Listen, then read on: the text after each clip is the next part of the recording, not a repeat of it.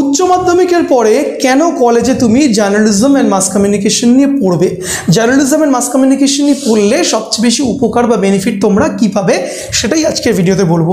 খুব গুরুত্বপূর্ণ video, please মন দিয়ে দেখো এবং শোনো এবং বোঝার চেষ্টা করো।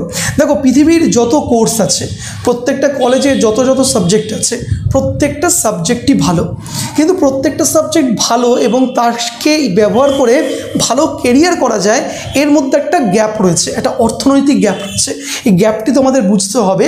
এই তোমরা 17 বছর 18 বছর বয়স তোমাদের ম্যাক্স টু ম্যাক্স, যারা এবারে উচ্চ মাধ্যমিক দিচ্ছ সেবার দেওয়া হয়ে গেছে, দেওয়ার পরে তুমি এবারে কলেজে ভর্তি হবে, এই সিদ্ধান্তটা নিতে না খুব সমস্যা হয় উচ্চ মাধ্যমিক পাস আউট স্টুডেন্টদেরকে, কোন সাবজেক্ট নেব কোন সাবজেক্ট নেব না। আমি একদম সহজ করে তোমাদেরকে বলি কেন জার্নালিজম তোমার নিলে সুবিধা হবে।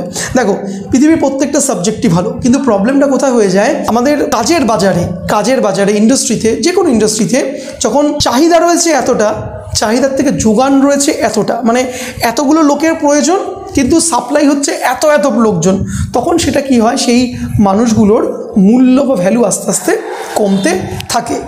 জলের মতন, মানে ধরে নাও জল খুব মূল্যবান, আমি জল ছাড়া বাঁচতে পারি না, কিন্তু জলের কি কোনো দাম আছে? জল আমরা বাড়িতে কল চাপলেই পাই, আমাদের অ্যাকোয়াগার্ড খুললেই জল পাই, তাই জলের ছাড়া বাঁচতে না পারলেও জলের দাম কিন্তু ফ্রি বা খুব বেশি 10 টাকা 20 টাকা দাম। কিন্তু হিরের দাম অনেক বেশি, কেন? হিরেটা কম পাওয়া যায় বলে।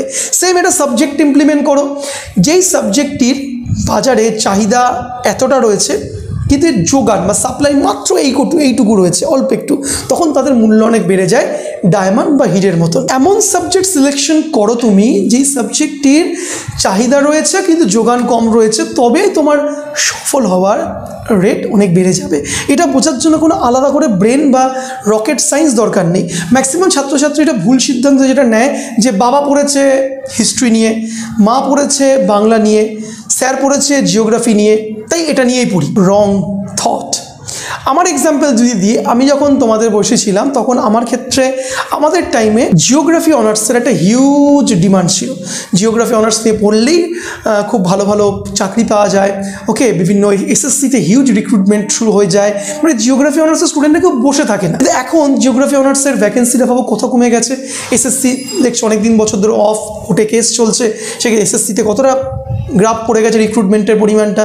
এবং জিওগ্রাফি নিয়ে যারা অলরেডি পাস করে চাকরি পেয়ে গেছে, তারা তো আর চাকরি ছাড়ছে না, চলো নতুন 10টা ছেলে এসছে বলে আমরা আমাদের চাকরি ছেড়ে দিই, তারা তো অলরেডি করছে। জিওলজিক্যাল সার্ভে অফ ইন্ডিয়াতে কত লোকজন নেবে? তো দিস ইজ দ্য ওয়াই, এখন চাহিদা হয়ে গেছে এইটুকু, যোগান হয়ে গেছে এতটা, মানে এত সাপ্লাই ছেলে মেয়ে আসছে, এইটুকু তার মার্কেট। তো তুমি ভেবে দেখো তোমার স্কোপ সেখানে কতটা। তো এই হচ্ছে সিম্পল ফান্ডামেন্টালস। এই জায়গায় দাঁড়িয়ে জার্নালিজম অ্যান্ড মাস কমিউনিকেশনসের যে ফিল্ডটি, সম্পূর্ণ কাজের জায়গাটি খুব কিন্তু কুজির মূল কারণ হচ্ছে হলো, মানে প্রচুর পরিমাণের রিক্রুটমেন্ট, প্রচুর পরিমাণের লোক দরকার, কিন্তু সেই অনুযায়ী কিন্তু মানে ছেলে মেয়ে খুব কম। এর মূল কারণ খুব সিলেক্টিভ কিছু কলেজে জার্নালিজম মাস কমিউনিকেশন আছে, 90% ছেলে মেয়েদের মধ্যে সেই সচেতনতা নেই এই সাবজেক্টটি নিয়ে পড়ার মতন, তাদের কাছে মিস ইনফরমেশনস রয়েছে। সেই জন্য কিন্তু জার্নালিজম মাস কমিউনিকেশন যে পরিমাণে চাহিদা, সেই পরিমাণে যোগ্য ছেলেমেয়ের অভাব রয়েছে। এবং তুমি শুনলে অবাক হয়ে যাবে, বেশিরভাগ ছাত্রছাত্রী যারা জার্নালিজম মাস কমিউনিকেশনের চাকরিতে যায়, তারা জার্নালিজম নিয়ে হয়তো তারা পড়েই তারা নিই, তারা কেউ অন্যান্য ডিপার্টমেন্ট থেকে তারা এসছে, তারা জার্নালিজম ফিল্ডে। কলকাতার বুকের সবচাইতে বড় জার্নালিস্টদের মধ্যে একজন, তিনি হিস্ট্রি অনার্সের স্টুডেন্ট।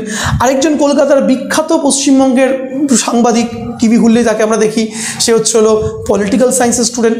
তো তোমরা as a student of journalism কলেজে যদি পড়ো তোমরা, তো তোমরা এই যে একটা ভ্যাকিউম, যে জায়গাটা ফাঁকা রয়েছে, জার্নালিজমের স্টুডেন্টরা মানে স্টুডেন্ট কম, ট্রেন্ড ছেলে মেয়ে কম, সেই জায়গাটা তোমরা ভ্যাকিউমটা ফিল আপ করতে পারো properly groom, properly trend, properly preparation বা প্রস্তুতি নিয়ে। তো বুঝতে পারছো কতটা গুরুত্বপূর্ণ একটা বিষয়। হোপস ভিডিও ইনফরমেশনটি তোমাকে হেল্প করেছে সাবজেক্ট সিলেকশনসের ক্ষেত্রে। ভিডিওটি ভালো লাগলে লাইক, শেয়ার, কমেন্টস করতে ভুলবেন না বন্ধুরা।